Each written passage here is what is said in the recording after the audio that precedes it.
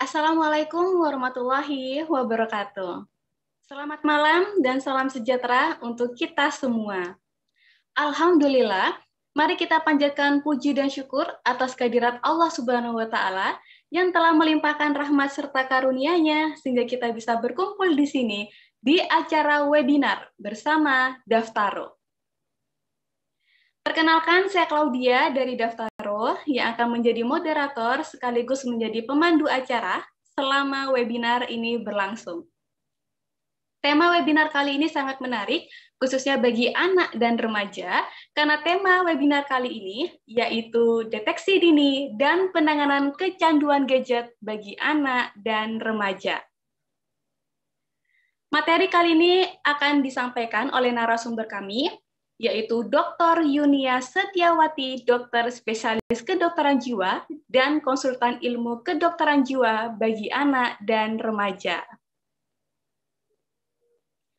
Bagi rekan-rekan Daftaro yang ingin memberikan pertanyaan mengenai tema webinar malam ini, bisa langsung chat ke host ataupun co-host kami melalui Zoom, dan akan ada hadiah spesial bagi 5 orang pemenang yang dapat memberikan pertanyaan menarik pada tema webinar malam ini.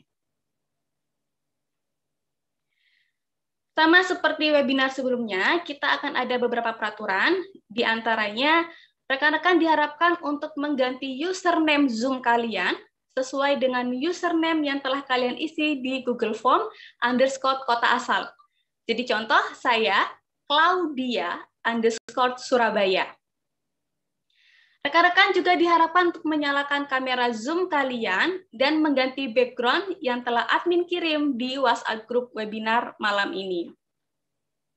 Dan tak lupa rekan-rekan juga diharapkan untuk mengisi form absensi dan kehadiran di link yang telah admin kirim melalui host. Dan di akhir acara, saya akan mengumumkan 5 orang pemenang yang telah memberikan pertanyaan menarik pada tema webinar malam ini. Jadi rekan-rekan Daftaro diharapkan untuk tidak meninggalkan webinar malam ini sampai di akhir acara. Baik, sebelum kita mulai acara webinar malam ini, marilah kita berdoa kepada Tuhan Yang Maha Esa menurut agama dan kepercayaan masing-masing. Berdoa dimulai.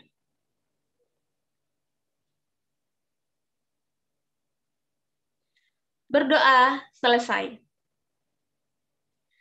Pertama-tama kita akan mendengarkan penjelasan mengenai Daftaro yang akan disampaikan langsung oleh CEO PT Daftaro Surya Guna Data, yaitu Ibu Linda Salim. Kepada Ibu Linda Salim, saya persilahkan. Terima kasih waktunya, Klau. Sama-sama, Bu. Selamat malam, rekan-rekan Daftaro yang sudah bergabung. Dan selamat datang di webinar Daftaro malam ini. Nah, saya Linda Salim, founder dan CEO PT Daftaro Surya Guna Data. Tugas saya malam ini adalah memperkenalkan kami Daftaro. Jadi Daftaro ini kita mulai sebagai aplikasi Daftaro, yaitu platform pendaftaran online untuk rawat jalan baik di klinik, rumah sakit maupun di praktek pribadi. Nah, selama pandemi kami menambahkan feature yaitu konsultasi online, di mana kami mengadakan konsultasi online yang artinya untuk praktek pribadi, yang artinya kami mengadakan semua dari mulai pendaftaran hingga pengantaran obat. Nah, sejalannya waktu kami juga mengadakan home care sesuai dengan permintaan dari klien kami.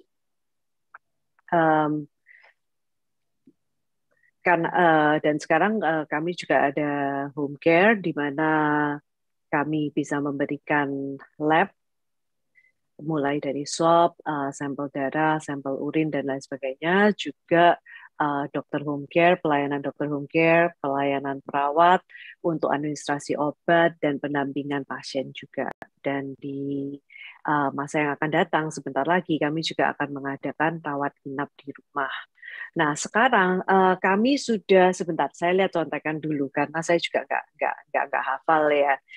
Sekarang saat ini kami punya 29 dokter dari yang terdiri dari 5 dokter gigi, 11 spesialis, dan 1 dokter hewan. Nah, itu tidak termasuk dari nutritionist, bidan, perawat, dan fisioterapis juga. Nah, asal kami dari Surabaya.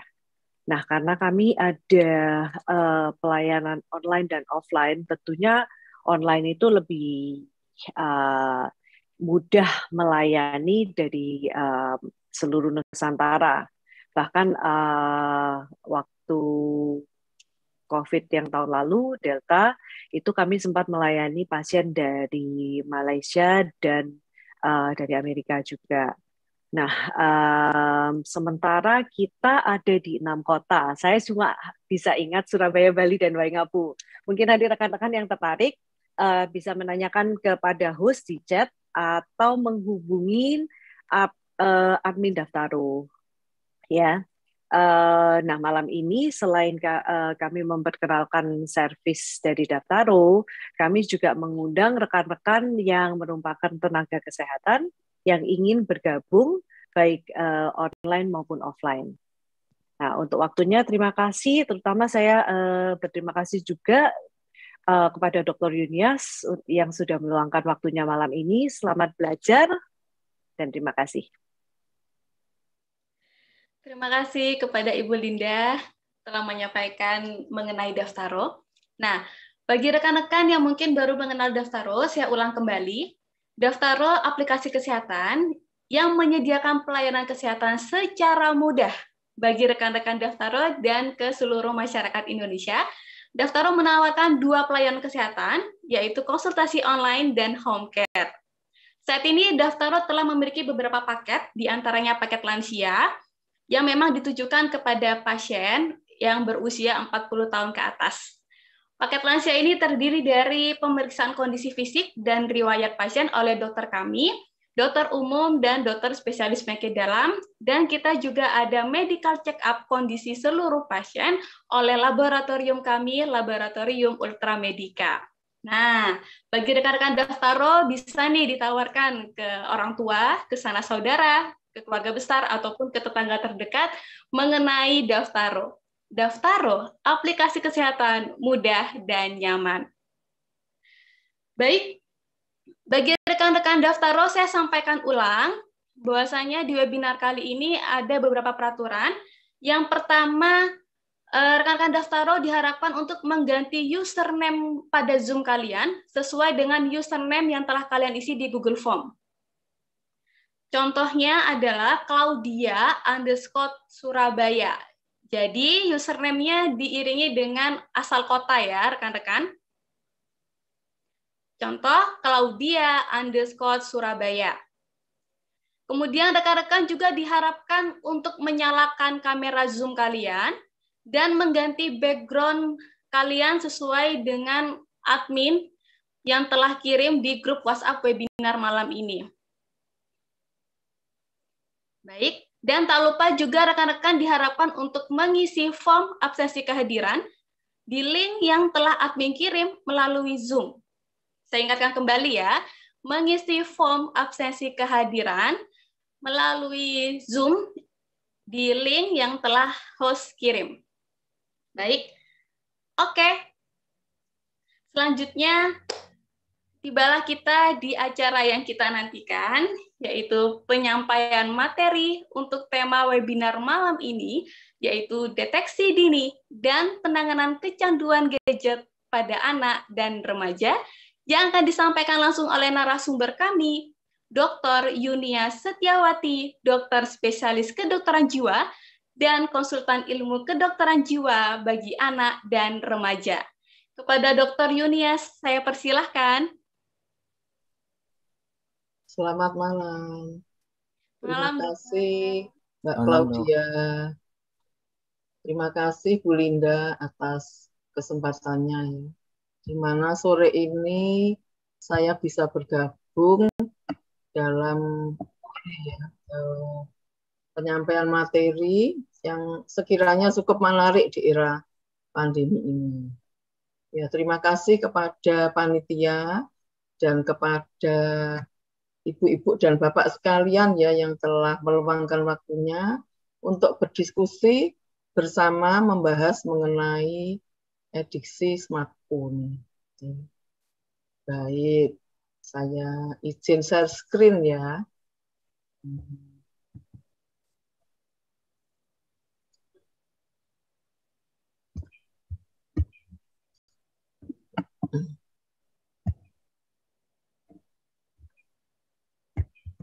Ibu nggak bisa dibesarkan.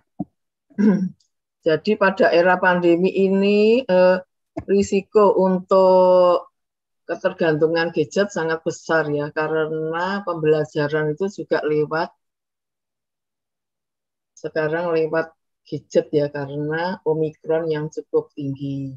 Tentunya ini semua menyebabkan kegalauan bapak-bapak dan ibu, terutama orang tua yang harus sudah bekerja ya. Nah, pada kesempatan ini saya akan menyampaikan mengenai deteksi dini. Kenapa pentingnya deteksi dini? Karena dengan deteksi dini itu biaya untuk kesehatan itu akan semakin minimal ya, dan juga angka untuk gangguannya itu semakin kecil ya. Terus ini membahas khusus adiksi internet pada anak dan remaja, karena anak itu adalah generasi penerus. Yang nanti kalau ada gangguan pada anak itu tidak stop di anak saja, akan berlanjut sampai masa remaja, di mana masa remaja itu merupakan masa untuk mencari jati diri. Ya, kalau galau nanti selanjutnya ketika dewasa tidak bisa mendapatkan pekerjaan yang baik, atau kalau berumah tangga itu sering bertengkar, antara lain seperti itu. Untuk outline ataupun paparan materi yang akan saya berikan, yaitu mengenai latar belakang masalah. Dan yang kedua juga tentang adiksi atau candu internet ya. Rupanya candu itu tidak hanya candu morfin, narkoba ya. Candu internet itu juga ada ya, atau adiksi istilah kerennya. Nah, tentu saja kalau sudah edik itu menimbulkan permasalahan-permasalahan ya, baik fisik, mental, emosional. Nah, di sini karena keluarga itu merupakan faktor inti, jadi peran orang tua itu sangat vital dalam menangani kasus-kasus adiksi internet atau adiksi smartphone. Nah, latar belakang masalah, nah sekarang itu kan tahunnya 2022. Jadi kalau anak-anak tentunya sudah masuk generasi alfa. Jadi anak-anak itu lebih pandai ya daripada orang tuanya ya, yang disebut generasi Z. Ya, sesudah alfa kan Z itu. Terus jadi sejak kecil itu sudah biasa dengan internet. Ya. Dia dengan internet itu bisa berkomunikasi, mencari sumber informasi, ya, mencari apa-apa lewat visual. Kalau visual itu kan sangat enak ya, sangat menyenangkan. Makanya kalau anak autisme itu visual support, karena dengan melihat itu kita bisa rasanya itu dekat gitu ya, yang jauh menjadi dekat. Apalagi dengan selain visual kan juga auditorik ya, dengan suara-suara itu. Nah, karena asik, sering anak-anak itu lupa batas waktu ya. Terus juga karena asik itu sering juga orang tuanya minta tolong ya, bagaimana ya ini ya, coba diinstalkan program ini. Jadi anak-anak itu sejak kecil sudah mahir. Ya. Nah, juga hal ini juga dalam kondisi sekarang ini dunia bertambah maju. Ya. Orang tua pendidikannya itu kalau dalam penelitian minimal SMA. Yang selanjutnya S1, S2, S3. Jadi banyak bekerja di luar rumah. Jarang berkomunikasi dengan anak. Nah, biasanya mereka itu buying love ya. Kalau di psikiatri, undoing itu namanya menyetip. Karena waktunya dengan anak sedikit, jadi dia mengikuti semua permintaan anaknya ya. Nah, karena anaknya senang dengan smartphone tadi, jadi ganti-ganti smartphone, alat-alatnya itu diikuti. Nah, hal ini diperparah dengan kondisi pandemi. kita semua juga tentunya takut ya kalau tertular Omikron. Terus anak-anak juga kurang bergerak, yang biasanya tuh kalau mau ke sekolah, beberapa saat yang lalu tuh sudah senang anak-anak ke sekolah. Karena kondisi Omikron ini terpaksa belajar di rumah kembali. Anak-anak itu kurang bergerak ya, dan juga harus belajar pakai smartphone ya. Terus selain itu juga apa namanya, dia juga sosialisasinya kurang ya.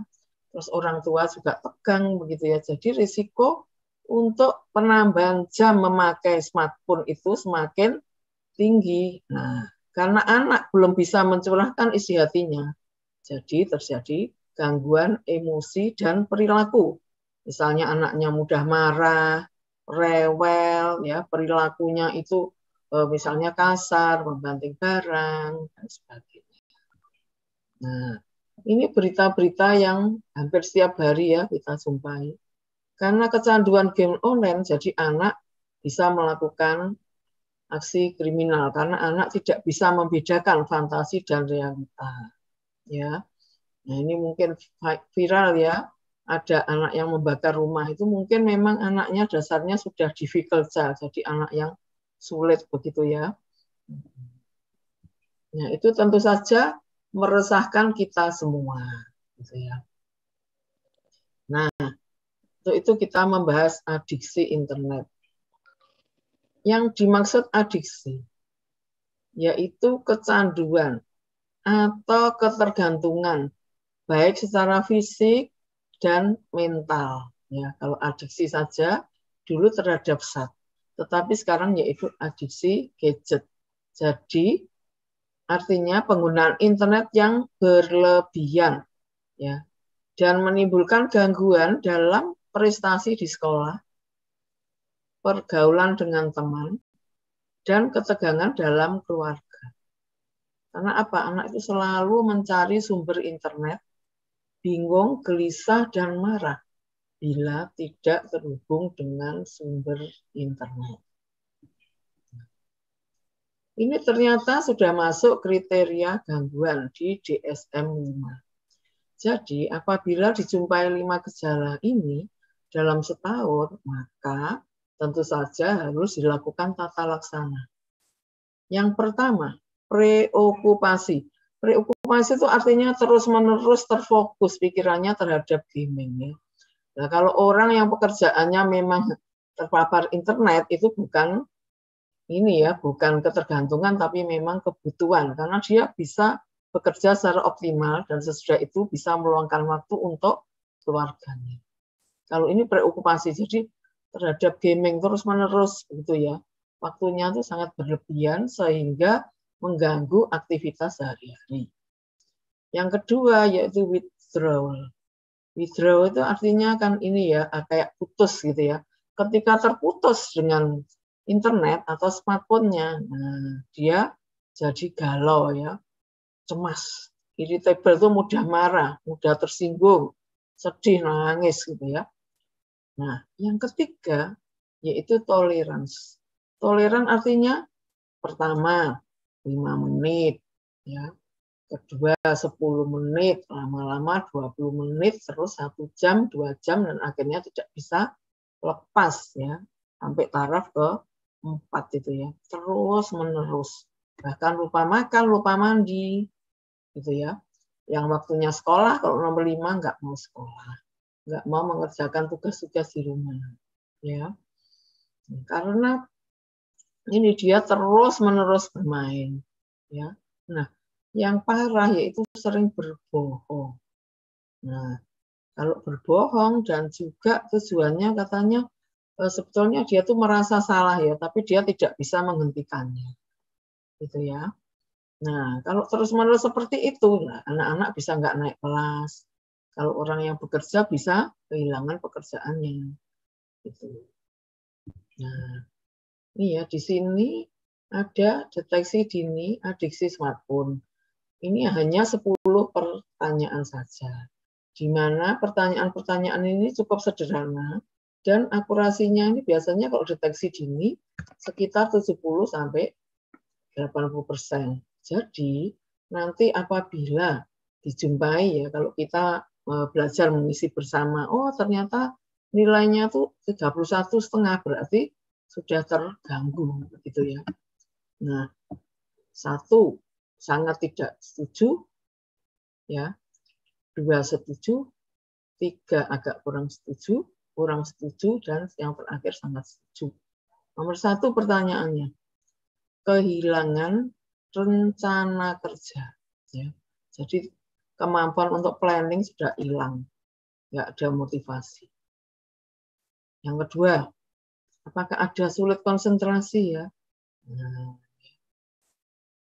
Yang ketiga, itu sakit ya, pergelangan tangannya sakit, lehernya kaku, gitu ya. Yang keempat, ya, smartphone-nya beberapa anak itu kan gantian, tapi itu bisa tantrum kalau dipakai kakaknya, misalnya. Gitu. Yang kelima, tidak sabar, resah, gitu ya. Kalau nggak deket smartphone-nya tuh resah, ya. Terus selalu memikirkan smartphone, bunyinya menerangkan, nggak bisa konsentrasi, begitu ya. Selalu menggunakan terus-menerus nomor 7. Ya. Nanti selalu dilihat-lihat terus ya. Yang dilihat apa ya? Twitter, Facebook, Instagram, Telegram, dan sebagainya. Ya.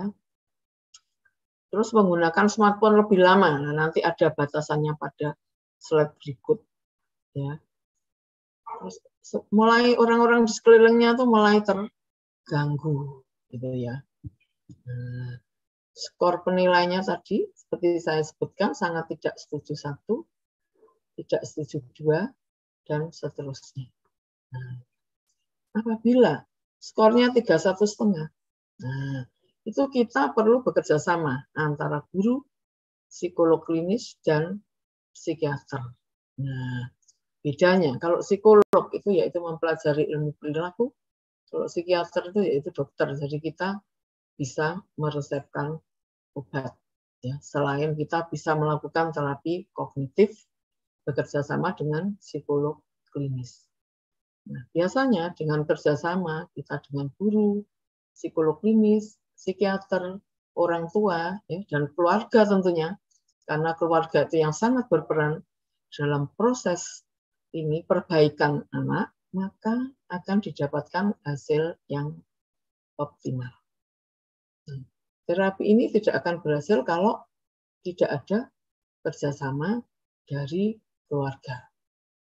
Karena apa? Karena seperti ini. Ya. Penggunaan internet itu akan menimbulkan stres, atau sebaliknya orang yang stres pelariannya ke penggunaan smartphone, karena smartphone itu kan asik ya, fiturnya bermacam-macam. Nah, penggunaan ini smartphone itu akan meningkatkan neurotransmitter ya, yang namanya dopamin. Dopamin itu untuk motivasi, ya, untuk kita melakukan sesuatu. Ya. Epinefrin juga dan norepinefrin. Nah, itu nanti akan memengaruhi HPA aksis, di mana hormon-hormon di otak itu kalau stresor akan memproduksi kortisol yang menyebabkan anak-anak itu bisa jatuh ke dalam depresi. Nah, penggunaan internet yang terus-menerus ini akan mengganggu fungsi kognitif, jadi anaknya jadi lemot. Karena apa? Karena otak di sebelah depan ini ya, fungsi luhur, untuk kita mikir, untuk kita melakukan rencana, untuk mengorganisasi suatu tindakan kita, itu jadi terblok ya, karena otak yang belakang yang on gitu ya, seperti pintu kalau ditutup ya nggak kelihatan apa-apa begitu ya, sehingga fungsi kognitifnya menurun. Nah, disinilah perlunya peran psikolog klinis dan psikiater itu untuk melakukan terapi kognitif. Jadi merubah pola pikir yang salah. Gitu. Kalau stres, main HP gitu ya, lah itu kita rubah. Tentunya ada PR-PR ya, sehingga tidak bisa sekali kunjungan langsung minta sembuh gitu ya. Nah, karena apa? Internet addiction itu kan berlangsungnya lama, tidak tiba-tiba. Jadi ya juga untuk merubah yang salah itu perlu waktu, gitu ya, untuk menghilangkan perilaku yang impulsif. Impulsif itu langsung bertindak tanpa dipikir, gitu ya.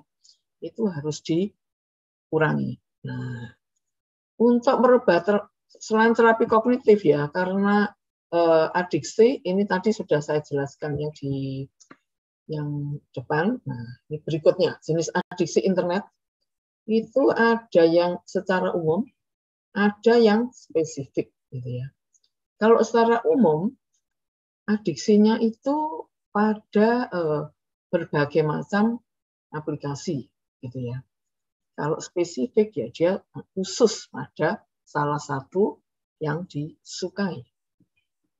Nah, jenis-jenis kecanduan internet itu bermacam-macam. Ada kecanduan cyber seksual, ya. Terus ada kecanduan hubungan dengan dunia maya, jadi chatting gitu. Ada juga yang ketiga perjudian atau belanja, tanpa sadar karena buka itu lihat gambarnya menarik itu belanja, tapi belanjanya yang nggak perlu. Atau kelebihan informasi, terutama di era pandemi COVID karena saking takutnya membuka terus berita COVID akhirnya jadi ketakutan, ya. Nah, atau game itu kan cukup menarik. Nah, faktor-faktor yang mempengaruhi apa? Yaitu gangguan psikiatrik yang lain. Misalnya memang orang itu sudah mengalami cemas atau depresi yang sebelumnya sudah mengalami seperti itu. Yang ketiga, yaitu faktor orang tua dan keluarga ya. Nah, selain yang kedua yaitu ADHD.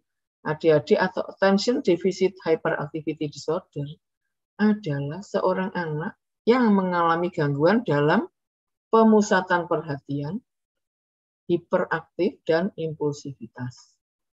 Inatensi ditandai dengan kalau gurunya menerangkan kelihatannya itu mendengarkan, tapi dia bertukang dagu ngelamun. Kalau ditanya tidak tahu apa yang ini ya dimaksud gurunya. Ya. Barang-barangnya sering hilang atau sering ini ya terbawa barangnya orang lain, tidak rapi. Catatannya itu hurufnya besar-besar, ya. Ada yang kecil jadi sulit untuk terbaca. Tugasnya tidak bisa selesai.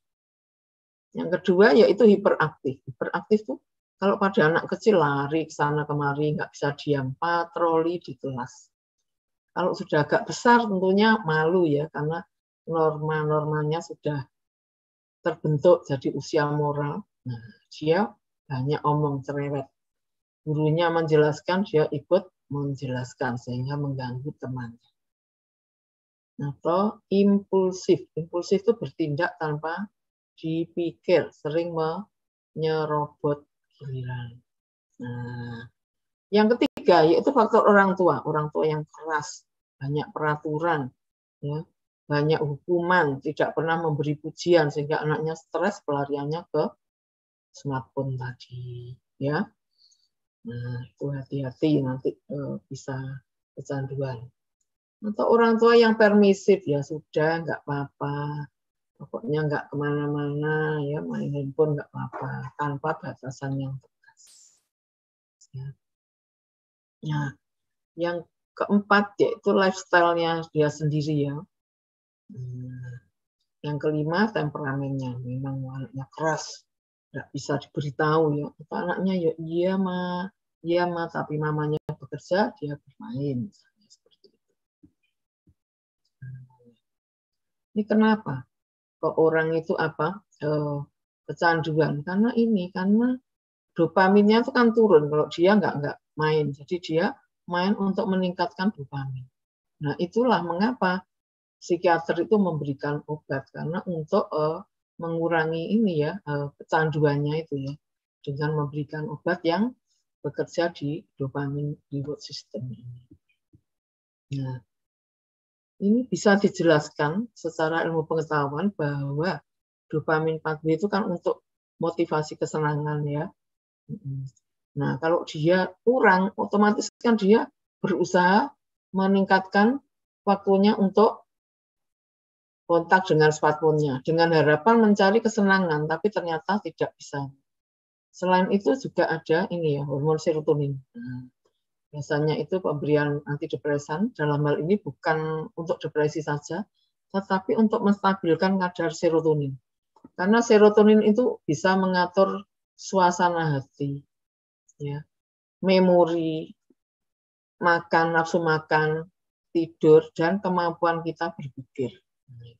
Jadi kegunaannya obat itu luas, tidak hanya loh kok diberi antidepresan, anakku tidak depresi, tentunya tidak demikian.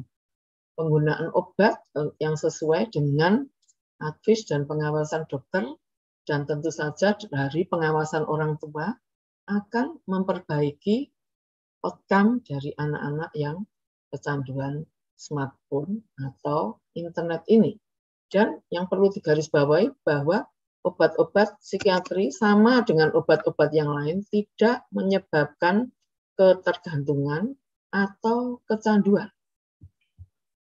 Nah, masalah-masalah yang sering timbul, nah, tadi dikatakan fisik dan emosi ya. Secara fisik mungkin dia mengeluh nyeri kepala, lehernya kaku, perutnya sebah, punggungnya sakit, gitu ya, atau obesitas ya. Nah, secara psikologis anaknya menjadi malas belajar karena kan lebih menarik smartphone-nya tadi ya. Dia menjadi gangguan emosi dan perilaku. Kalau dijauhkan dari HP-nya, teriak-teriak, ya, gulung-gulung, nangis-nangis begitu ya, dan menarik diri dari lingkungan sekitarnya. Dan bahaya juga cyber seksual tadi ya, atau kekerasan-kekerasan itu sekarang di era modern ini banyak terjadi di rumah anak itu sendiri ya, bukan di luar, dan itu perlu pendampingan dari orang tua. Nah, rupanya dampak adiksi gadget itu tidak hanya di masa dewasa loh, sejak masa anak. Nah, sekarang ini banyak sekali anak yang lambat berbicara. Ini karena terpapar smartphone-nya. Kalau mau makan, supaya mau makan dikasih smartphone. Gitu ya. Anak juga karena paparan sinar biru itu gangguan tidur, tantrum kalau suruh tidur. Makan juga tidak teratur. Gitu ya. Dan dia meniru perilaku dari gadget karena dia tidak tahu apakah itu benar, apakah itu buatan ya, misalnya filmnya belum, kalau di bawah 5 tahun kan fantasinya itu belum berkembang ya, jadi daya pikirnya itu masih ini primitif gitu. Nah, kalau usia sekolah dan remaja ini kan sudah ada tugas belajar, jadinya malas ya belajar, konsentrasinya turun ya, makan juga malas ya. Tapi walaupun malas makan kan di sebelahnya itu banyak yang minuman. Sekarang kan sukanya minuman yang manis-manis, boba-boba itu ya, tinggal tekan akhirnya gemuk. Ya. Terus juga ini yang memprihatinkan, banyak kasus-kasus ke klinik itu self-harm, jadi melukai diri sendiri dengan cara mengiris. Ada yang dengan cutter, dengan gunting, terus ada yang dengan kalau kepepet itu pakai staples, ujungnya staples, adik-adik itu juga bisa menyeramkan juga ya. Dan juga risiko penyalahgunaan zat. Dan gangguan jiwa berat, nah skizofrenia, halusinasi, merasa orang itu membicarakan dirinya, ya, menjelek-jelekkan, gitu ya, merasa dihantui padahal tidak ada seperti itu. Nah, gejala kecanduan tadi telah dijelaskan ya. Awalnya tuh nggak apa-apa, sekarang kok selalu omongannya topiknya internet. Kalau diberi waktu 1 jam sebentar ya masih kurang sedikit gitu ya.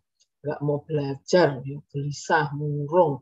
Sepanjang hari tetap online, kecanduan internet ya.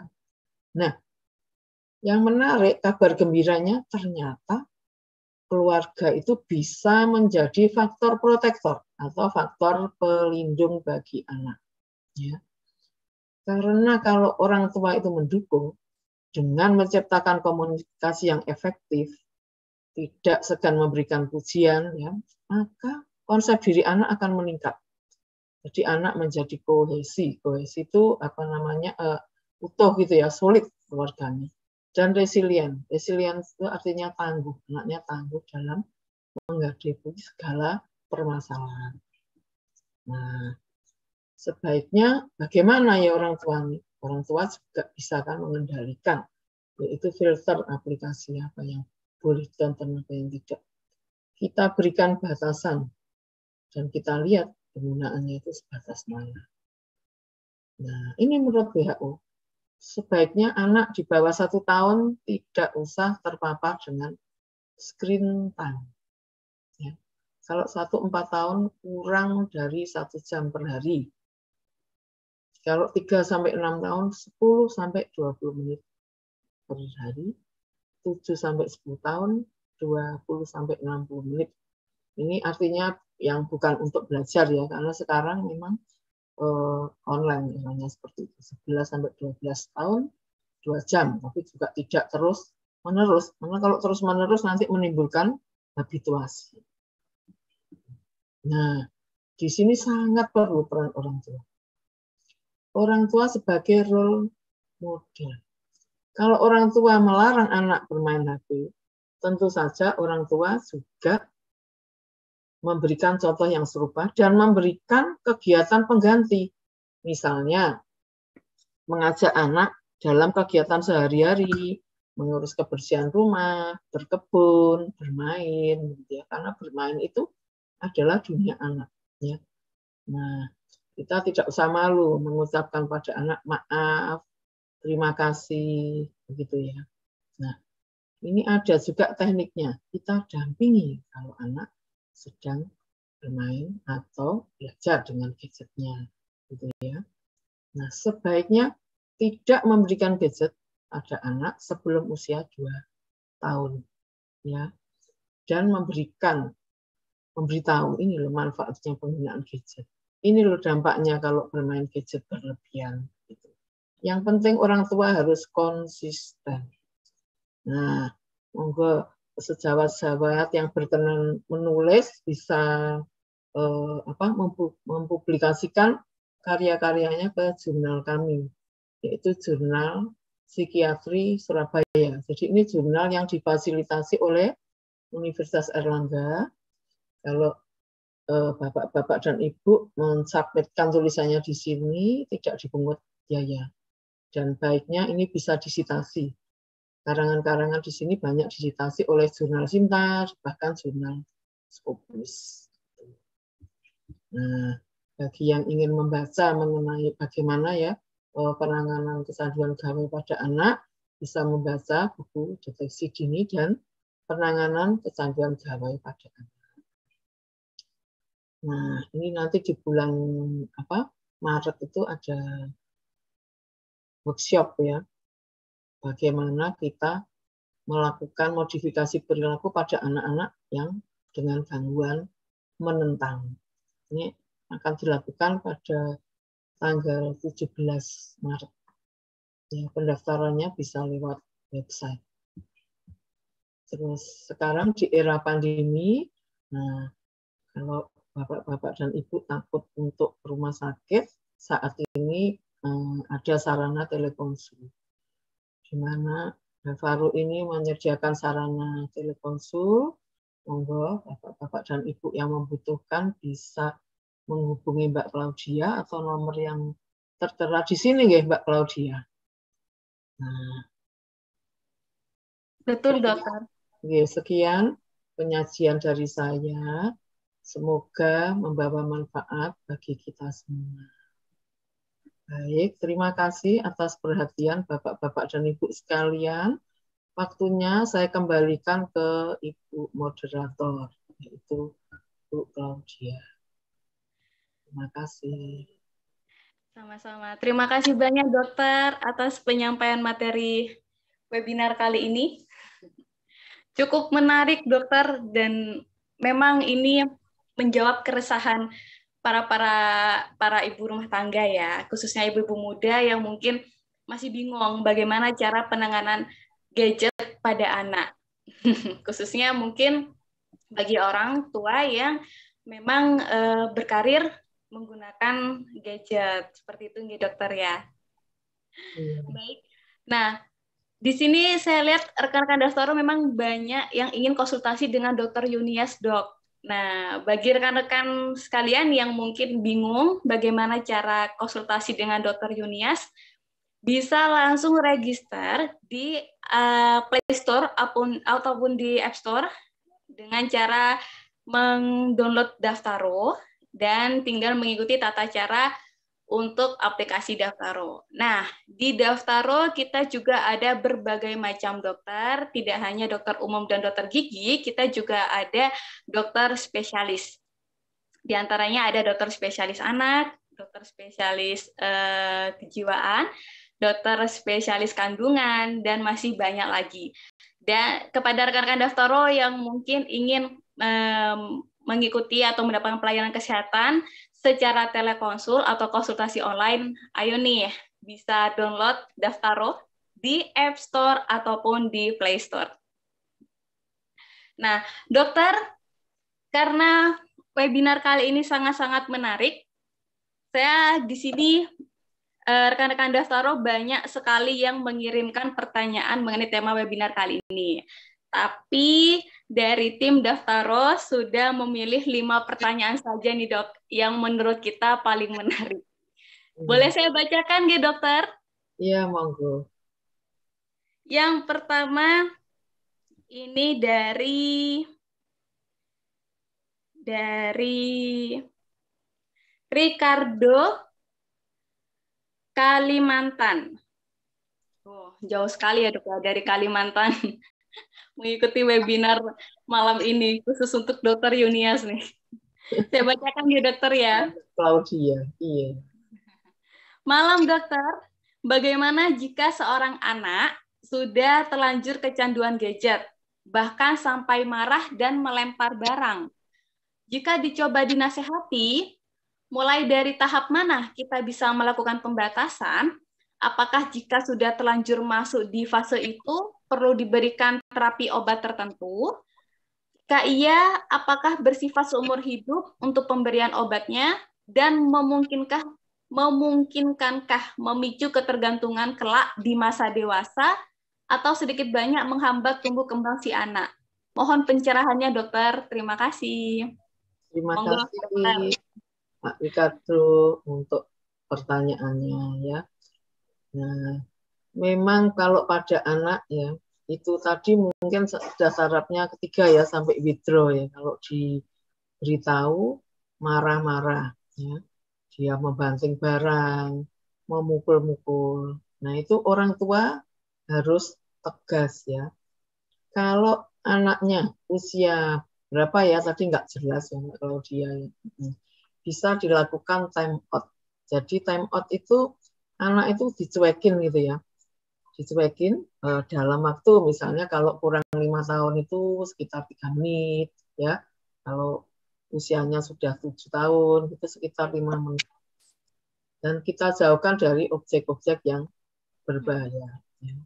Nah, kalau tadi anaknya 3 tahun kan tantrum masih normal, tapi kalau sudah usia sekolah kan itu berarti nggak normal. Itu tujuannya juga seeking attention.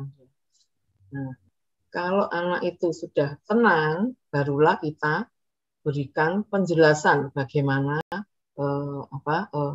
alasan-alasan orang tua itu membatasi penggunaan HP-nya. Ya. Penggunaan obat diberikan kalau anak itu sudah marahnya berlebihan dan orang tua tidak bisa mengendalikan. Ya. Kalau masih bisa dilakukan behavior therapy. Caranya dengan time out tadi. Nah, setelah dilakukan time out, kemudian orang tua bisa sepakat dengan anaknya, ya, melakukan kesepakatan dengan cara token ekonomi. Token ekonomi ini misalnya seperti kita belanja di supermarket, ya, itu kan kita suruh mengumpulkan koin atau stiker. Stikernya itu nanti kalau dikumpulkan jumlah tertentu diberikan hadiah. Nah, tapi kalau anak itu nanti melanggar, kita kurangi stikernya itu. Nah, itu yang penting disiplin dalam keluarganya itu harus seragam. Kalau nggak seragam maka nggak akan berjalan. Memang tidak semudah membalik telapak tangan. Itulah tadi saya tekankan pentingnya peran keluarga. Nah, kalau memang merusak, ya, daripada anak itu nanti mencederai diri sendiri dan lingkungan, kita berikan obat. Nah, obat-obat yang kita berikan kalau sesuai dengan dosis tentunya tidak akan menyebabkan kecanduan. Yang dimaksud kecanduan itu begini, misalnya sekarang minum 1 tablet, besok 2 tablet, besok lagi 3 tablet. Nah, itu kecanduan. Kalau penggunaannya itu sama, berarti bukan kecanduan, tetapi suatu kebutuhan. Seperti misalnya, Bapak Ricardo misalnya minum obat anti hipertensi, itu kan bukan suatu ketergantungan kan, karena kebutuhan. Kita makan nasi itu kan bukan ketergantungan nasi, tapi karena kebutuhan. Gitu. Nah, apakah obat itu bersifat ini ya, mengganggu pertumbuhan, apakah nanti seumur hidup, itu tergantung derajatnya. Nah, mungkin kalau hanya kecanduan game gitu ya, setelah tertangani obatnya bisa ditapering atau diturunkan pelan-pelan. Tapi kalau ada komorbid itu artinya ada sakit yang lain ya, yang harus ditangani. Misalnya gangguan jiwa yang berat, yang selalu curiga begitu ya, merasa diikuti orang ya, merasa dia itu ini tidak dihargai, apalagi kalau risiko selham. Nah, itu juga perlu pengobatan yang rutin ya. Pengobatan tentunya disesuaikan dengan indikasi yang ada. Begitu Bapak Ricardo, terima kasih, semoga bisa memberikan penjelasan. Terima kasih Mbak Claudia. Oke. Dokter, pertanyaan kedua nggak dokter ya? Saya izin bacakan deh, Dok. Dari Hermawan Sudarsono, Surabaya. Dokter Yunias, apakah anak yang kecanduan game online bisa mempengaruhi emosi dan kecerdasannya? Apakah ada terapi khusus untuk anak yang kecanduan internet? Mulai usia berapa sebaiknya anak dikenalkan pada gadget agar tidak kecanduan? Gitu, dokter. Ini bagus ya, pertanyaannya tuh mewakili ibu-ibu yang lain ini ya pertanyaannya. Jadi memang pengenalan gadget itu sebaiknya kan kalau yang bagus usia 12, tapi kan nggak mungkin ya karena sekarang ya usia sekolah namanya ya. Itu maksudnya pengenalan untuk belajar kan beda pengenalan untuk bermain ya. Sebaiknya kalau di atas 7 tahun kan dia sudah berpikirnya tuh moralnya sudah berkembang. Jadi dia bisa membedakan baik dan buruk ya. Jadi kalau ini tentunya dengan pembatasan-pembatasan yang tegas begitu ya. Orang tua dalam hal ini karena era digital, kita tidak bisa lepas dari digital kan. Kalau pesan makanan juga lewat digital ya, mau periksa ke dokter kita juga dipermudah oleh internet itu. Ya, kita berkomunikasi seperti ini kita juga jasanya internet. Yang penting kita bisa memilah-milah. Nah, itu orang tua sebagai role model. Jadi orang tua harus memberi batasan yang tegas. Nah, terapi itu tergantung usia anak. Kalau prasekolah bisa dengan terapi bermain. Karena bermain itu adalah dunia anak, gitu ya. Nah, permainan-permainan apa sih di era pandemi ini? Banyak sekali permainan-permainan tradisional yang tidak membutuhkan biaya yang mahal. Misalnya bermain dakon itu kan melatih konsentrasi ya. Ada anak-anak tuh belajar menghitung kan secara tidak sadar 1, 2 ya kalau kelerengnya dipindah. Nah, itu. Terus misalnya mau bermain itu seperti ular tangga, sekarang kan juga ada ya yang dijual itu. Kalau dulu engkle itu ya, itu kan juga melatih seperti sensori integrasi. Jadi sebetulnya orang tua itu juga bisa nih melakukan terapi-terapi di rumah. Begitu selain terapi bermain, itu orang tua bisa melakukan sensori integrasi tanpa disadari kan itu. Terapi okupasi ya, istilahnya keren itu dengan melibatkan anak-anak. Nah, nggak apa-apa kalau anak-anak tuh diajarin ya, misalnya sejak usia 3 tahun makan sendiri, itu kan juga motorik halus, motorik kasarnya berkembang. Jadi tumbuh kembangnya itu bisa optimal ya, ketika SD. Tidak usah semua itu dibantu. Memakai baju sendiri, itu juga melatih keterampilan anak. Nah, dengan tindakan-tindakan seperti itu, maka kan anak banyak bergerak, banyak dipuji, jadi dia juga kebutuhannya akan internet itu juga berkurang ya. Orang tua juga menjadi senang, anaknya juga senang. Gitu. Terima kasih. Terima kasih, dokter. Pertanyaan selanjutnya, nggak, dokter? Ya. Dari Nabila Mataram, dok. Nah, selamat malam, Nabila. Bagaimana ya, dok, kita membedakan anak cenderung adiksi ataupun normal saja? Mengingat di era pandemi ini batasannya sangat tipis, di mana anak selalu menjadikan kegiatan pendidikan sebagai alasan penggunaan gadget. Mohon pencerahan, karena di satu sisi kami sebagai orang tua khawatir anak adiksi, namun di sisi lain kami juga khawatir anak ketinggalan pelajaran jika memegang HP-nya. Terima kasih. Ini pertanyaannya bagus sekali ya. Nah, kalau anak itu kan memang sekarang waktunya belajarnya itu banyak dengan gadget. Ya. Tidak mungkin kalau tidak dengan gadget gitu ya. Kita sendiri juga kan nggak mungkin gitu ya. Nanti aku di WA Mbak Claudia nggak ini nih, nggak terbaca, atau pasien-pasien saya yang remaja misalnya, loh kok nggak dibalas dok? Nah itu kita memberi batasan kepada anak. Kan kalau sekolah kita bekerja sama dengan gurunya, kira-kira jam berapa ya belajarnya? Sebaiknya juga ada komunikasi antara orang tua dan guru. Sering itu tugas-tugas itu jamnya tidak tentu, sehingga anaknya tuh bukanya tuh nggak tentu, karena nanti ketinggalan. Itu juga tolong gurunya juga ikut bekerja sama. Ya, supaya ini anak itu tidak bisa berbohong, karena oh kalau gurumu ngasih tugas jam sekian kok. Jadi ada komunikasi antara orang tua dan guru. Nah, selain itu, gejala-gejalanya anak itu adiksi atau tidak ini. Misalnya dia menggunakan untuk belajar ya. Nah, ketika kita bilang nanti ya nak ya pergi bersama mama atau ibu ya, dia tidak marah ya. Ketika HP-nya diambil dia juga tidak marah. Tapi tentunya ada tekniknya ya, ibu-ibu kalau mengambil HP-nya anak-anak itu jangan asal main tarik begitu ya. Nah, ini waktunya kurang 30 menit. Kemudian kurang 20 menit. Kurang 10 menit. Berilah waktu anak-anak itu untuk ini ya, menyesuaikan gitu ya. Karena itu juga merupakan hak anak ya. Jadi anak kan bukan miniatur orang dewasa yang bisa kita, pokoknya kamu nggak boleh ini, nggak boleh itu, gitu ya.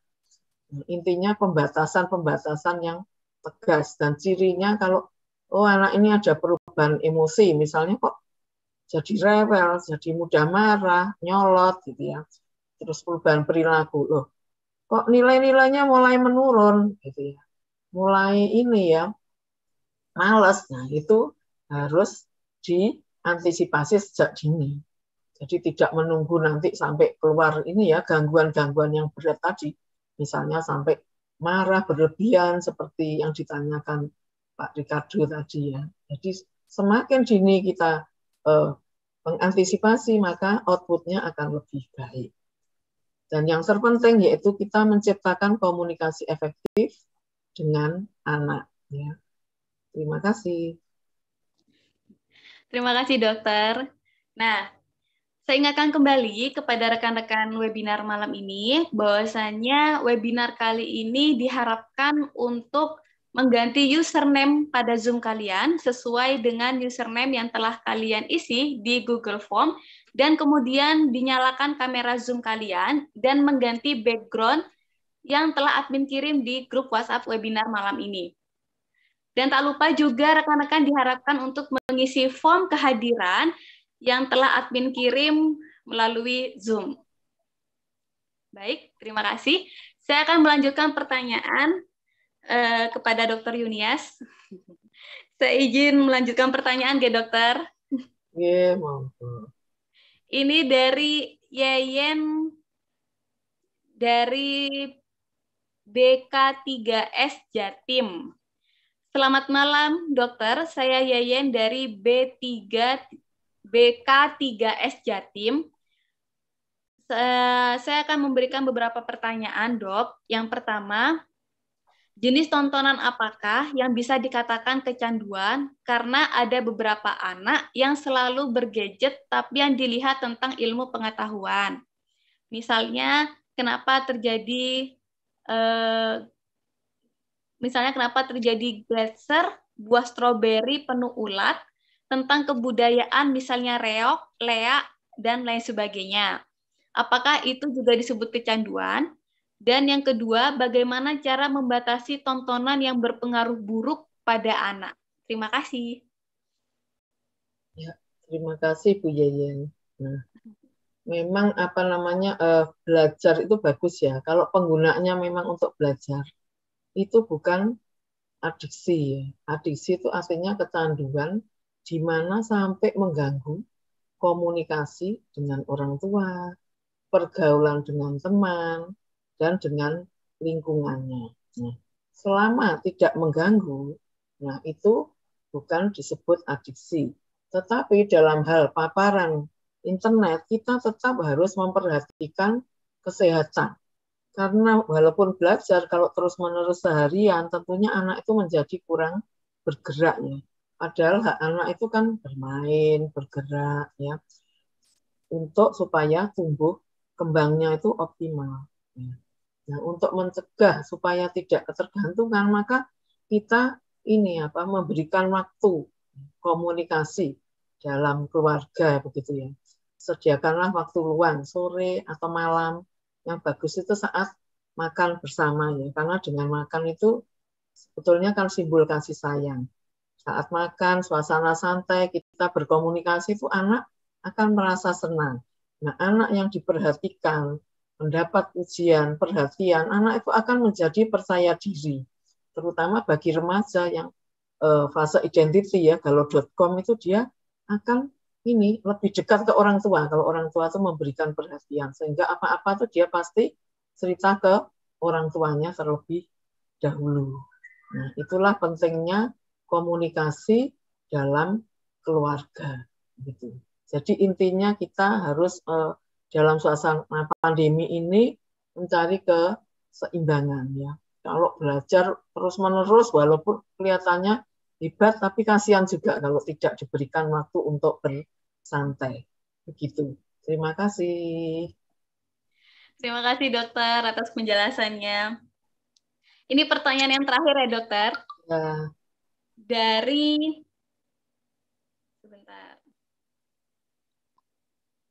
Dari Valentina, Jakarta, dokter. Malam, dokter. Saya memiliki keponakan yang sangat dependen dengan handphone, bahkan sampai tidak mau makan, belajar, ataupun melakukan aktivitas lain jika tidak sambil bermain game online. Meski kadang sampai muntah karena pusing terlalu bermain, berbagai metode telah kami lakukan, bahkan konsultasi ke psikolog, namun belum signifikan. Bagaimana solusinya, nggih dokter? Jikalau bermaksud terkait jika ingin berkonsultasi ke dokter Nias, mungkin bisa tempat praktek di mana saja dokter Nias praktek. Gitu, dok. Saya ulangi lagi nggih dokter ya? Saya jadi bingung nih dokter. Ini dokter. Malam dokter, saya memiliki keponakan yang sangat dependen dengan handphone, bahkan sampai tidak mau makan, belajar, ataupun melakukan aktivitas lain jika tidak sambil bermain game online. Mesti kadang sampai muntah karena pusing terlalu lama bermain game.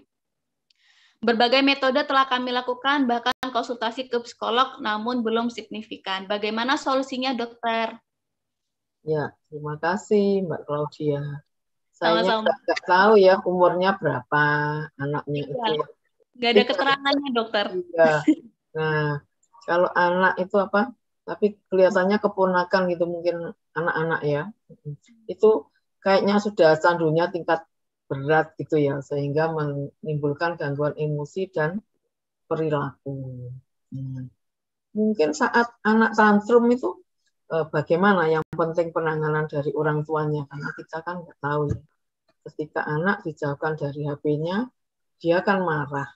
Nah, saat marah itu bagaimana orang tuanya. Tentunya orang tuanya harus tegas ya, seperti ini. Beberapa kasus yang saya tangani itu kelihatannya nggak bisa terlepas, anaknya tantrum, marah-marah. Tetapi ketika orang tua itu memberikan peraturan yang tegas, walaupun awalnya itu dilanggar, kalau terus-menerus konsisten, maka dalam 2 minggu, dalam otak itu ada namanya neuroplasticity. Kalau orang tuanya itu tentunya rutin, konsisten ya. Nah, yang sering itu karena apa? Satunya boleh, satunya enggak. Nanti kasihan. Daripada enggak main game terus enggak makan loh, gitu ya. Padahal kalau lapar kan mesti makan. Nah, kalau tegas itu biasanya anak itu juga akan berkurang gejalanya ya. Kalau parah tentunya perlu bantuan expert ya, misalnya tadi sampai timbul gangguan emosi dan perilaku, ada muntah-muntah, itu kan kita ke dokter anak apakah muntahnya itu psikogenik atau muntahnya itu memang ada kelainan di lambungnya gitu ya. Kita kalau lihat sudah kronis itu kita juga harus ini konsultasi. Biasanya kita menangani bersama ya dengan pediater, psikiater, juga rehab kalau sudah terlalu lama main gamenya itu kan kaku semua. Gitu. Nah dengan penanganan terpadu itu nanti diharapkan anak itu akan berperilaku yang lebih baik. Tidak usah takut kalau anaknya tantrum. Ya. Kan kita bisa melakukan ini veksasi. Veksasi itu bisa fisik, mekanik, tentunya nggak jikat dengan rafia begitu ya. Artinya supaya anak tuh tidak mencederai diri sendiri dan lingkungannya begitu. Nah, kalau untuk praktek saya di Surabaya ya, saya ini di Siloam kalau hari Rabu, kalau Senin dan Kamis di Mitra Kenjeran. Atau mungkin bisa telekonsul ya, kalau sekarang itu kebanyakan pasien-pasien dari jauh karena bisa telekonsul. Jadi mendekatkan yang jauh. Dan biasanya yang jauh itu lebih rajin kalau konseling. Ya, terima kasih pertanyaannya. Mohon maaf karena keterbatasan waktu, jadi mungkin tidak bisa dijelaskan dengan ini ya sejelas-jelasnya. Terima kasih Mbak Claudia. Terima kasih Dr. Yunias. Nah, bagi rekan-rekan Daftaro nih yang mungkin masih bingung bagaimana cara konsultasi dengan Dr. Yunias, bisa langsung download Daftaro di App Store ataupun di Play Store. Kalian di sana juga bisa dapat melihat beberapa dokter yang ada di Daftaro. Tidak hanya dokter umum dan dokter gigi, kita juga ada beberapa dokter spesialis. Ada dokter spesialis anak, dokter spesialis kandungan, dokter spesialis kejiwaan, dokter spesialis hewan, dan dokter spesialis penyakit dalam. Monggo nih rekan-rekan Daftaro yang ingin melakukan konsultasi yang jauh di sana, yang mungkin terhalang oleh waktu dan jarak, bisa nih melakukan konsultasi di Daftaro aja, mudah dan nyaman. Baik, kepada rekan-rekan Daftaro, saya ingatkan kembali bahwasanya di akhir acara kita akan ada foto bersama dengan seluruh pengisi acara. Jadi dimohon rekan-rekan Daftaro untuk mengganti background kalian sesuai dengan background yang telah admin kirim di grup WhatsApp webinar kali ini. Karena kita akan segera memulai foto bersama. Baik. Saya hitung sampai hitungan kelima ya, rekan-rekan. Untuk mengganti background sesuai dengan background yang telah admin kirim di grup WhatsApp webinar. Monggo rekan-rekan.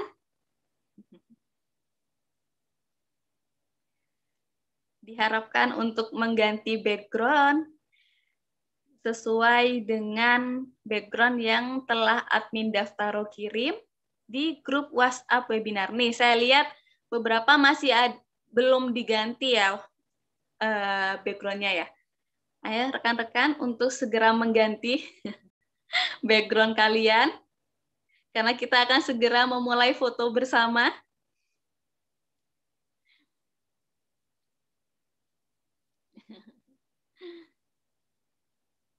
Hitungan kelima kita akan memulai foto bersama ya rekan-rekan. Ya, kepada rekan-rekan yang belum mengganti, dimohon untuk segera mengganti background kalian dengan background yang telah admin Daftaro kirim. Ya.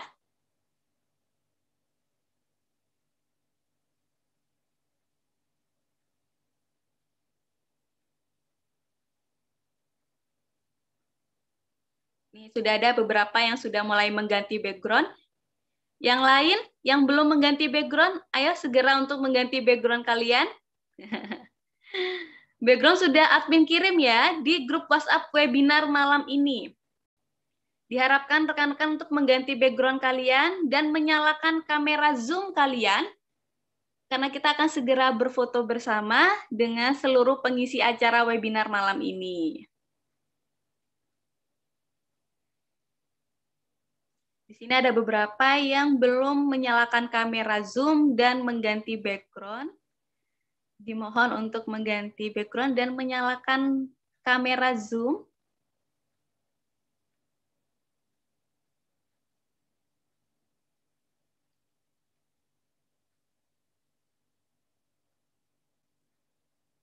Ini ada yang nggak bisa soalnya masih anu. Oke, baik. Saya tunggu sampai hitungan kelima ya, rekan-rekan. Untuk segera menyalakan kamera dan mengganti background kalian. Oke. 1, 2, 3, 4, 5. Oke. Sudah ada beberapa yang mengganti background. Enggak apa-apa. Udah cukup banyak yang sudah menyalakan kamera dan mengganti background. Oke, semua sudah siap untuk bersuah foto? Oke, siap ya. Hitungan ketiga kita akan memulai foto bersama. Dr. Yunias dan Ibu Linda Salim, sudah siap? Oke, hitungan ketiga kita akan foto ya, Dok. 1, 2, 3. Oke, baik. Terima kasih kepada seluruh pengisi acara webinar malam ini. Terima kasih kepada Ibu Linda Salim selaku CEO PT Daftaro Surya Guna Data. Terima kasih kepada Dr. Yunia Setiawati, dokter spesialis kedokteran jiwa dan konsultan ilmu kedokteran jiwa bagi anak dan remaja yang telah memberikan materi pada webinar malam ini. Dan tak lupa saya ucapkan terima kasih kepada rekan-rekan Daftaro yang telah menyempatkan waktu untuk mengikuti webinar Daftaro malam ini. Sampai berjumpa di webinar Daftaro selanjutnya. Wassalamualaikum warahmatullahi wabarakatuh.